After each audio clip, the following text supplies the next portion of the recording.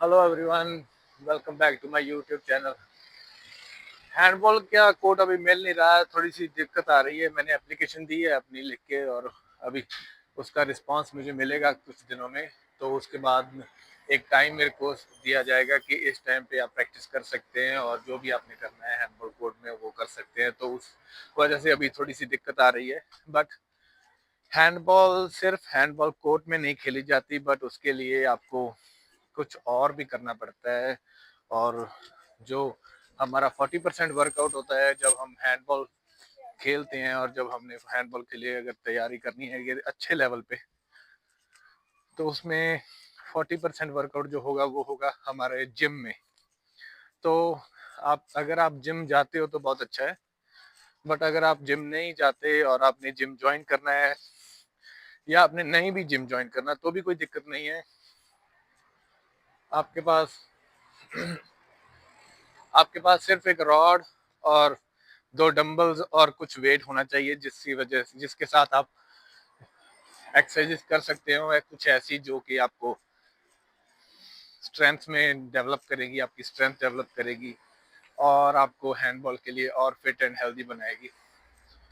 Because आप जितनी भी चाहे शूटिंग कर लो, आप जितनी भी चाहे पासिंग कर लो, आप जो भी कर लो, आप अपना लोअर बॉडी का वर्कआउट जितना भी ग्राउंड में जितना मर्जी कर लो, बट जब तक आप जिम नहीं जाओगे, जब तक आप जिम में एक्सरसाइज नहीं करोगे, जब तक आप वेट ट्रेनिंग नहीं करोगे, आप उतनी अच्छी से नहीं हैंडबॉल सीख सकते, आप उतने स्ट्रांग नहीं बन सकते। तो उसी उसकी वजह से मैं आपको कुछ ऐसी एक्सरसाइज बताऊंगा जो हम घर पे, जो हम ग्राउंड में या जिम में कर सकते हैं, just with the help of a rod and some dumbbells. और चलो फिर आज जिम जाते हैं और देखते हैं क्या क्या एक्सरसाइज है जिससे हम अपने आप को और अच्छा बना सकते हैं हैंडबॉल में। तो स्टार्ट करेंगे। एक बहुत बड़ा मिथ है इंडिया में कि अगर आपको हैंडबॉल खेलना है तो आपको रनिंग करनी बहुत ज़रूरी है, बड़ा हमें भागना पड़ता है बहुत ज़्यादा। तो उसके लिए कोचेस क्या करते हैं, लॉन्ग रनिंग करवाते रहते हैं कि हाँ भाई लॉन्ग रनिंग करो, लॉन्ग रनिंग करो, उसमें अब बेनिफिट है, वही बेनिफिशियल है कि आपका स्टेमिना गेन करने में। बट स्टेमिना तब तक नहीं गेन होगा जब जब तक आपका आपका कोर, जब तक आपका लेग्स, जब तक आपकी कोर, जब तक आपका मसल्स में इतनी स्ट्रेंथ नहीं होगी कि वो जो लॉन्ग रनिंग को झेल सके। और उसी वर्कआउट को हम अगर हम स्पेसिफिक करें तो हमें लोअर बॉडी और एब्डोमेन के वर्कआउट में की बहुत ज़्यादा ज़रूरत है। तो उसके लिए हम जिम ज्वाइन करेंगे या फिर हम घर पे एक्सरसाइज करेंगे, या ग्राउंड में जहाँ भी आपको अच्छा लगे आप एक्सरसाइज कर सकते हो। तो हम स्टार्ट करेंगे आज।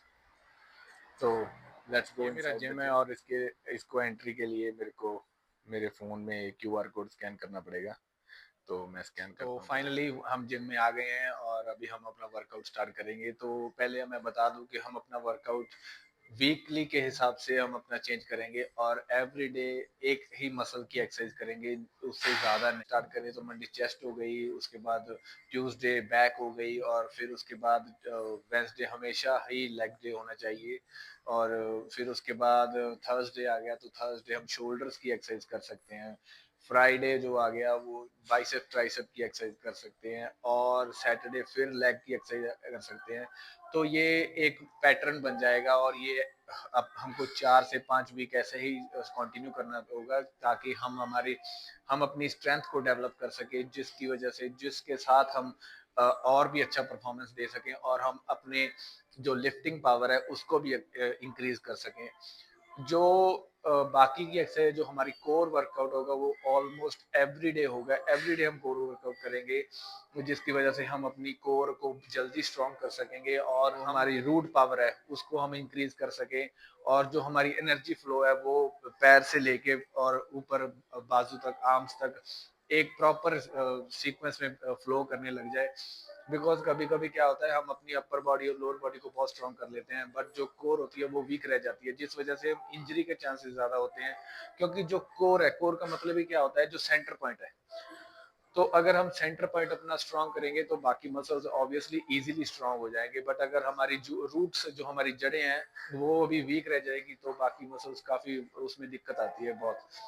तो हम एवरीडे कोर का वर्कआउट करेंगे, और कोर का वर्कआउट हमेशा ही डिफरेंट होगा, सेम नहीं होना चाहिए, क्योंकि एवरीडे क्या करते हैं हम मोस्टली, एवरीडे हम सिटअप्स मारते हैं, तो उस वजह से ना तो हमारे पैक्स निकलते हैं और ना हमारा वेट कम हो जाता है, और हम जो पेट वाला एरिया है वो हमारा सिकुड़ता नहीं है, बस वैसे ही फैला रहता है। और तो उसको हम कैसे क्लियर करेंगे वो आपको आगे बताऊंगा, कि हम उसको कैसे हम चेंज कर सके ताकि हम अपना वेट भी कम कर सके, और जैसे बोलते हैं ना वी शेप बॉडी, तो वी शेप बॉडी कैसे बना सके, तो उसके लिए हम आगे बात करेंगे। बट हम स्टार्ट करते हैं हमारा आज का वर्कआउट, तो हमारी शोल्डर की एक्सरसाइज से।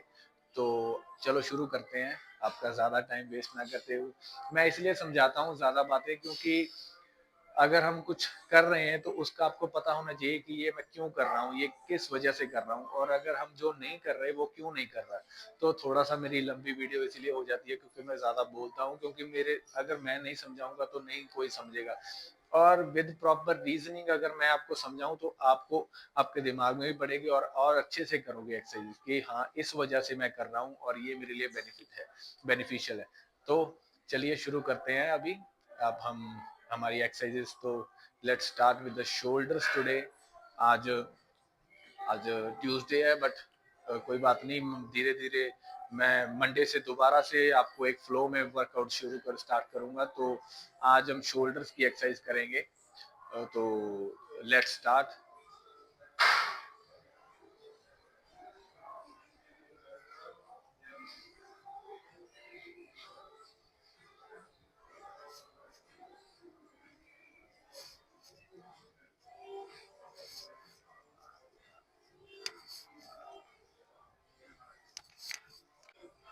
जो हमारा पहला सेट होगा वो हमेशा कॉम्बिनेशन सेट होगा, सेट ऑफ टू कॉम्बोज, तो दो एक्सरसाइज का सेट होगा।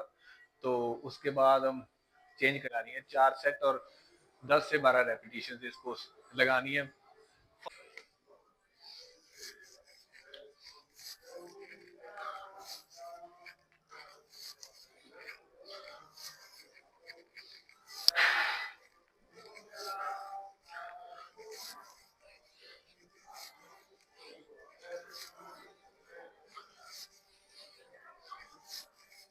ये एक्सरसाइज नंबर 3 हो गई।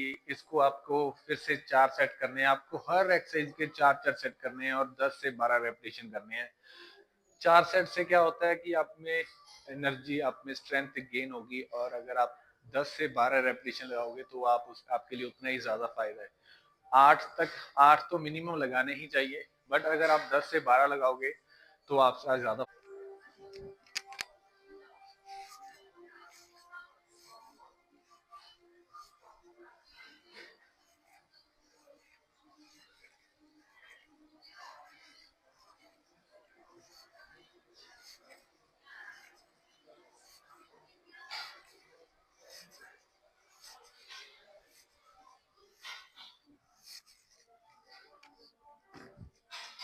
ये फिर से जो सेट आएगा ये कॉम्बिनेशन सेट आ जाएगा 2 एक्सरसाइज का। तो एक में आपको आर्म अपने सीधे रखने हैं और एक में आपको कर्व बंद करके आर्म रखने हैं, जैसे हैमर हैमर स्टाइल में। तो ये हमारी पहली एक्सरसाइज आ गई विद रॉड के साथ, और इसमें मैंने कोई एक्स्ट्रा वेट नहीं यूज़ किया, बिकॉज ज़रूरी नहीं है कि वेट एक्स्ट्रा यूज़ करो, बट ये रॉड भी 20 kg की है, तो हमें अपनी जो फॉर्म है वो बिल्कुल सही रखनी होती है इसमें, ताकि हमारा जो एग्जैक्ट मसल है उस पर पूरा अफेक्ट आए। फिर ये रॉड के साथ हमारी दूसरी एक्सरसाइज आ गई, ये फॉल्स ग्रिप शोल्डर प्रेस होती है, और इसके भी हमको 4 सेट और 8 से 12 रेपिटेशन के बीच में ज़रूरी करना है, और बिकॉज़ इससे आपकी ओवरऑल जो शोल्डर की स्ट्रेंथ है वो बहुत अच्छी से डेवलप होगी। इसके बाद हमारा शोल्डर वर्कआउट हो जाएगा ख़त्म, और हम फिर आ जाएंगे कोर एक्सरसाइज पे, और कोर हमारी सबसे ज़्यादा important part of the body है, और उसको अगर हमने डेवलप करना है वो सबसे मुश्किल काम है, इसीलिए उसकी एक्सरसाइज हम एवरी डे करेंगे। तो ये कुछ एक्सरसाइजेज हैं जो मैं अपनी शेयर कर रहा हूँ, जिससे मैंने अपना 12 केजी वेट कम किया है और जो मेरी कोर को बहुत अच्छे से डेवलप कर रही हैं एक्सरसाइजेस। तो आपके साथ मैं एक ऐप भी शेयर करूँगा जो फ्री ऑफ कॉस्ट है, और उसमें से आप देख के एवरीडे एक्सरसाइजेस कर सकते हो। And the best thing is कि उसका वर्कआउट सिर्फ 5 मिनट का ही होता है, और वो 5 मिनट के वर्कआउट को आप 2 सेट्स लगा के आप अपनी बॉडी को एक अच्छी लेवल पे लेके जा सकते हो। और इसके साथ ही हमारा जिम का वर्कआउट हुआ ख़त्म और मैं वापस जा रहा हूँ अपने काम पे। अगर देखा जाए तो ज़्यादा टाइम नहीं हो लगता वर्कआउट के लिए, सिर्फ आपको 1 घंटा ही चाहिए जिम वर्कआउट और अपने कोर वर्कआउट को करने के लिए, कंप्लीट करने के लिए, और साथ ही में स्ट्रेचिंग वगैरह साथ मिला के। और अगर हम मॉर्निंग का वर्कआउट करें तो ये सारा कुछ मॉर्निंग के वर्कआउट में कंप्लीट हो सकता है, या अगर आप अलग से जिम जाते हो तो आपके लिए और भी इजी हो जाएगा आपको टाइम निकालना। बट अगर आप जिम नहीं जाते और आप मॉर्निंग एंड इवनिंग प्रैक्टिस करते हो तो कम से कम मॉर्निंग में, सुबह में आप ये ज़रूर करो। आप अगर 2 टाइम प्रैक्टिस हैंड बॉल की कर रहे हो, बॉल पकड़ के कर रहे हो, तो उसका इतना फ़ायदा नहीं है जितना आप एक टाइम अपना जिम ट्रेनिंग करो और उसके साथ फिटनेस करो, और शाम के टाइम आप अपनी हैंड बॉल की ट्रेनिंग करो। वो आपको और एक नए लेवल पे लेके जाएगी। बाकी इसी के साथ मेरी आज की एक्सरसाइज, आज का जो स्केड्यूल था वो ख़त्म हुआ।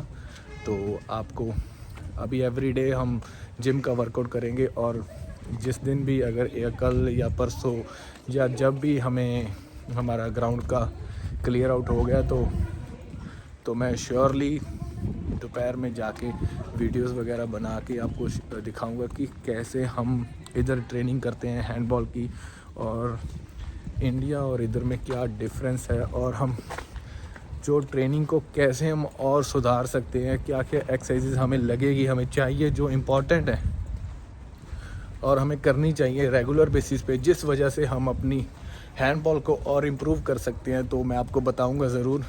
और इस वीडियो को लाइक कीजिए, शेयर कीजिए, सब्सक्राइब कीजिए मेरा चैनल, और बेल आइकन को दबाइए ताकि आप मेरी वीडियो सबसे पहले देख सकें। और वीडियो में कमेंट करके ज़रूर बताइए कि आपको वीडियो अच्छी लगी या नहीं, और अगर अच्छी लगी तो आप और नेक्स्ट कौन से टॉपिक पे आपको वीडियो चाहिए, या कौन सा टॉपिक आपको चाहिए कि हम उस टॉपिक पे बात करें।